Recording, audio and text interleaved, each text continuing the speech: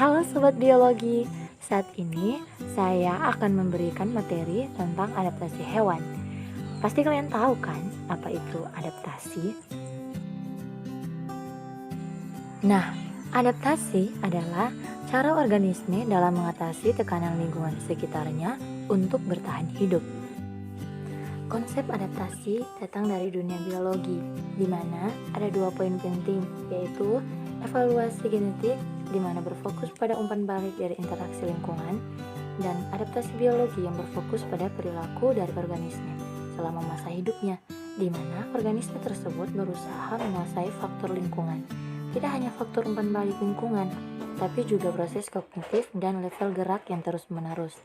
Adaptasi juga merupakan suatu kunci konsep dalam 2 versi dari teori sistem, baik secara biological, perilaku, dan sosial yang dikemukakan oleh John Bennett.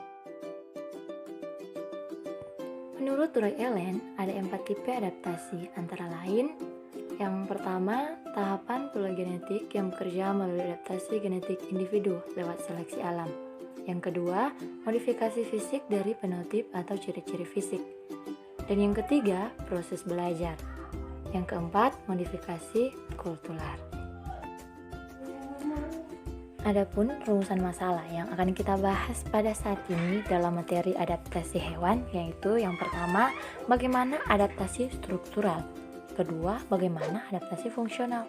Yang ketiga, bagaimana adaptasi tingkah laku pada hewan. Adapun adaptasi yang pertama yang akan kita bahas pada saat ini, yaitu adaptasi morfologi atau adaptasi struktural. Adaptasi morfologis merupakan suatu respon morfologis yang dapat berkembang selama masa hidup individu organisme atau bahkan lintasan generasi. Adaptasi morfologis atau struktural pada umumnya berkaitan secara fungsional dengan adaptasi-adaptasi fisiologis maupun perilaku. Dengan begitu, maka suatu jenis hewan akan diperlengkapi dengan seperangkat adaptasi-adaptasi yang bersesuaian dan saling mendukung untuk menghadapi kondisi serta perubahan lingkungannya maupun sumber daya yang terdapat di lingkungannya. Adaptasi-adaptasi dari berbagai struktur tubuh saling mendukung dan bersesuaian bentuk maupun besarnya untuk melakukan suatu fungsi hidup. Nah, berikut ini adalah contoh dari adaptasi morfologi. Seperti yang kita lihat bersama, di sini ada berbagai macam jenis paru burung, di mana mereka ini kenapa berbeda parunya? Karena mereka itu menyesuaikan jenis makanannya. Oleh karena itu, ini adalah sebagai contoh dari adaptasi morfologi. Berikutnya, kita akan membahas mengenai adaptasi fisiologi atau fungsional.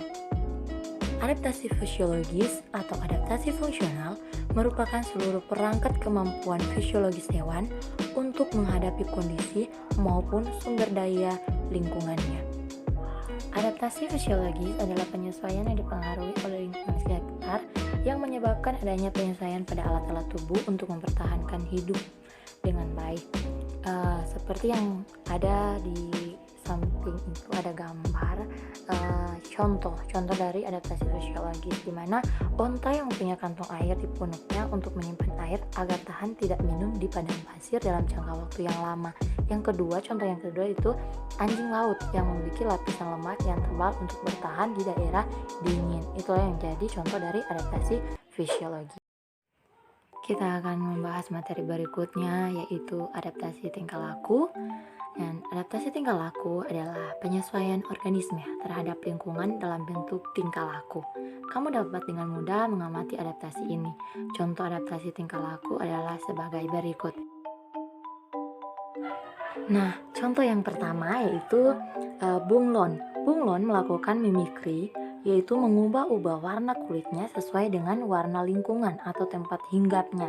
Dengan mengubah warna kulitnya sesuai dengan lingkungannya, bunglon terlindungi dari pemangsanya sekaligus tersamar dari hewan yang akan dimangsanya. Dengan demikian, bunglon dapat terhindar dari bahaya dan sekaligus lebih mudah menangkap mangsanya.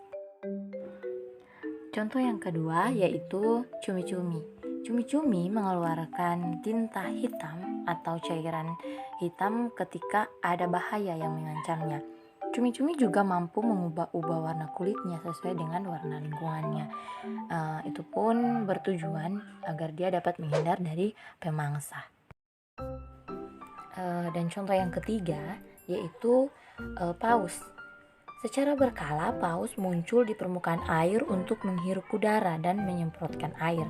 Paus melakukan tindakan demikian karena alat pernapasannya berupa paru-paru tidak dapat memanfaatkan oksigen yang terlarut di dalam air. Jadi dia menyesuaikan untuk dia dapat bertahan hidup, dia menyesuaikan dirinya dengan lingkungannya dengan cara seperti itu. Dan contoh yang keempat yaitu cicak.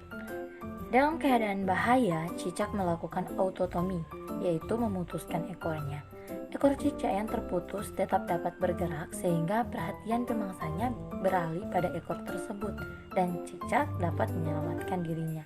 Wah, benar-benar smart sekali ya cicak ini karena dia menggunakan tubuhnya untuk memperdaya pemangsa atau manusia.